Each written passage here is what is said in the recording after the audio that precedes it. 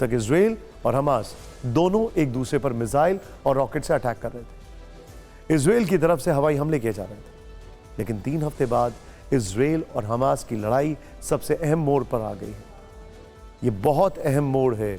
Gaza पट्टी पर बारूदी हमलों के बाद इजरायली सेना आमने सामने की जंग में उतरी है। 2 दिन से गाजा पट्टी के बाहरी इलाकों में इजरायली सेना और हमास के लड़ाकों के बीच जबरदस्त लड़ाई चल रही है। इजरायली सेना के लिए चुनौती यह है कि वो हमास के इलाके में है। चारों तरफ हमास की सुरंगों का जाल है। यहीं पर होनी है इजराइल सेना की सबसे बड़ी परीक्षा। ये रिपोर्ट देखिए।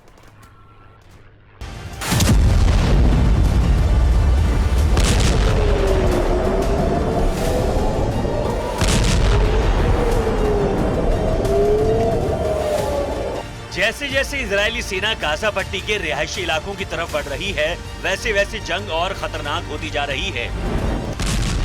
24वें दिन इजरायली सेना और हमास के लड़ाकों के बीच आमने सामने की खतरनाक लड़ाई शुरू हो गई। इजरायली सेना के उत्तरी गाजा पट्टी के पास पहुंचते ही दोनों तरफ से गुरिल्ला वॉर शुरू हो गया है। सुरंगों के अंदर छिपे हमास के लड़ाकों को पलटवार का मौका मिल गया है। ऐसी रिपोर्ट्स हैं कि हमास के लड़ाके बिल्डिंग और सुरंगों में छिपकर इजरायली फोर्स पर हमला कर रहे हैं। इजरायली सेना का फोकस हमास की सुरंगें हैं, क्योंकि इन्हीं सुरंगों के अंदर हमास के लड़ाके घात लगाकर बैठे हैं। लेकिन इसके लिए इजरायली सेना को गाजा पट्टी के अंदर घुसना होगा। गाजा के बिल्कुल पास पहुंची आईडीएफ ने अब हमास के लड़ाकों पर टारगेटेड अटैक शुरू किया है। आईडीएफ ने इरेज क्रॉसिंग के पास एक सुरंग की पहचान की। जब हमास के लड़ाके सुरंग से बाहर निकले तो उन्हें टारगेट करके मार गिराया गया। हमास ने इरेज क्रॉसिंग के पास कई सुरंगें बना ली थी।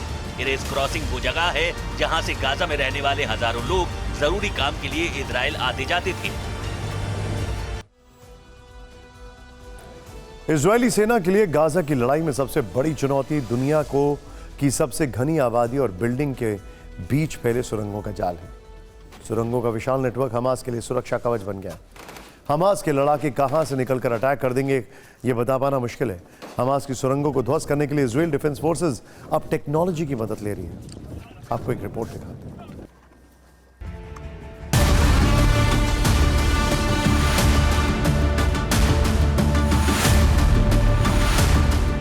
हमास ने गाजा में इस तरह की 1300 से ज्यादा सुरंगें बना रखी हैं। 500 किलोमीटर में फैली ये सुरंगें हमास के लिए बंकर का काम करती हैं। इन्हीं सुरंगों में हमास ने अपने हथियार और गोला बारूद रखे। डिफेंस एक्सपर्ट्स कह रहे हैं कि अगर हमास को हराना है तो उसके टनल नेटवर्क को बर्बाद करना होगा। लेकिन ये काम आसान नहीं है। 2 दिन पहले इजरायली रक्षा मंत्री योव गैलेंट खुद कह चुके हैं, हमें एक कठिन जमीनी हमले की उम्मीद है। हमास की सुरंगों के विशाल नेटवर्क को खत्म करने में लंबा समय लगेगा। हमास की सुरंगों को खत्म करने के लिए इजराइल कई फ्रंट पर काम कर रहा है। पहले गाजा की तेल सप्लाई ब्लॉक की गई। दरअसल सुरंगों के अंदर हवा पंप करने के लिए जनरेटर की जरूरत होती है। अगर सुरंग के अंदर हवा चाहिए तो हमास को तेल की जरूरत पड़ेगी। इसी के साथ इजरायली सेना ने उन इमारतों को ध्वस्त किया जो हमास के छिपने की जगह बन सकते थे। अब आईडीएफ अपनी स्पेशल यूनिट और तकनीक की मदद से सुरंगों को निशाना बना रही है। इजराइल के पास वो तकनीक है जिससे वो हमास की सुरंगों का पता लगा सकता है।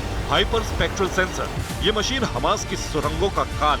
हाइपर स्पेक्ट्रल सेंसर के जरिए अंडरग्राउंड टनल में मौजूद लोगों और वहां मौजूद सामान का पता लगाया जा सकता है। इसके बाद का काम इजराइल की स्पेशल फोर्स का है।